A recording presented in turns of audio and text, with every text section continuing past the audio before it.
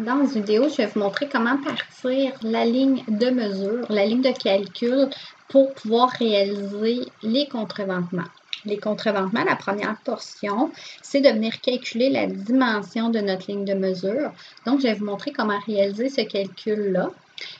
Pour être sûr de bien partir avec le contreventement. Le contreventement, c'est une partie des plus difficiles à réaliser, pas par sa complexité, c'est vraiment si on ne part pas avec les bonnes lignes de mesure, notre produit final ne sera pas à la bonne dimension. Donc, c'est important de bien partir. On se rappelle pour pouvoir partir, c'est un petit peu comme le premier assemblage que je vous ai montré dans une autre capsule. Je dois absolument partir avec les bonnes élévations. Donc, si je n'ai pas le choix, je dois partir avec mon élévation de béton qui est ici à 10 000 et je dois me situer sur ma position supérieure, mon dessus d'acier, à 14 000. Mon dessus d'acier, n'oubliez pas, c'est toujours le dessus de la plaque de tête. Un coup que ces deux éléments-là sont placés, qu'est-ce qui me reste à valider? C'est ma distance d'axe en axe parce que celle-ci est très importante encore une fois. Pour les besoins de cette vidéo, j'ai mis un axe en axe de 5000, mais cette dimension-là pourrait être différente. Si vous voulez avoir plus de détails, vous avez à la page 85 de votre guide, c'est tout détaillé comme un pas à pas en écrit, là, donc vous pouvez suivre les informations que je vous donne. Avec cette vidéo-là, ça va bien compléter qu'est-ce que vous devez faire. Donc, par la suite, qu'est-ce que je dois faire? Je dois venir dessiner ma colonne. Ma colonne, encore une fois, je dois m'assurer de ses dimensions. Si je pars avec une colonne qui n'a pas les bonnes dimensions, ça ne fonctionnera pas. Donc, ici, c'est un HSS 200 par 200. Puis, j'ai fait la même chose des deux côtés. Donc, je l'ai mis symétrique. Si jamais vous avez un côté qui est un HSS, puis l'autre côté qui est un W, je dois absolument valider mes dimensions dans le Book of Steel afin de m'assurer que les dimensions sont correctes. Une autre chose que je dois faire attention aussi, c'est la position de la poutre. Donc, la position par rapport au-dessus du niveau d'acier. Ici, j'ai une poutre qui est à moins 100, donc j'ai fait un décalé de moins 100 ici.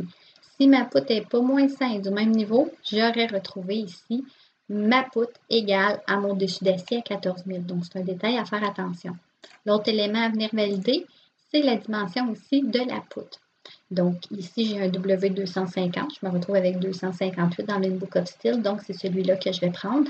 Ici, c'est super important de venir prendre la bonne valeur encore une fois. Si vous ne partez pas correctement, ça ne marchera pas. Qu'est-ce que je dois faire? Je dois venir regarder ici les axes. Et je dois faire aussi une ligne d'axe ici au centre de mes deux, de ma poutre. Donc, je vais venir chercher ici la petite commande milieu entre deux points. Je vais venir ici me placer ma ligne. Je vais l'étirer.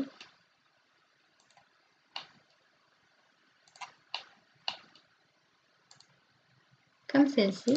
Je vais venir la placer en ligne d'axe pour m'assurer de ne pas me tromper. Et par la suite, je vais venir ici observer le dessous. Le dessous, encore une fois, je dois placer mon coulis de béton, donc de 25, et ma plaque d'ancrage qui est de 19. C'est super important de placer les deux éléments et de distinguer parce que j'ai une norme que je vous ai montrée en classe qui est un 150. Je dois donner 150 de dégagement dans la partie inférieure. Donc, je dois faire un décalé de la ligne dessous de la plaque d'ancrage. Allez ici, je dois retrouver un 150. Je vais vous le coter afin de ne pas oublier cette dimension. Donc, ce 150-là, il est obligatoire à placer. Puis, il est super important aussi de ne pas le prendre au niveau béton ou pas dessus non plus. Il est vraiment en dessous de la plaque. Donc, présentement, je me retrouve avec un point ici, un point ici, j'ai un point ici et j'ai un autre point. Quand je dis point, c'est une intersection que je recherche. Donc, ici, qu'est-ce qu'on va venir faire? On va venir placer la ligne du contreventement. Donc, si je me place ici, je m'en vais là, je vais me faire mon X de mon contreventement.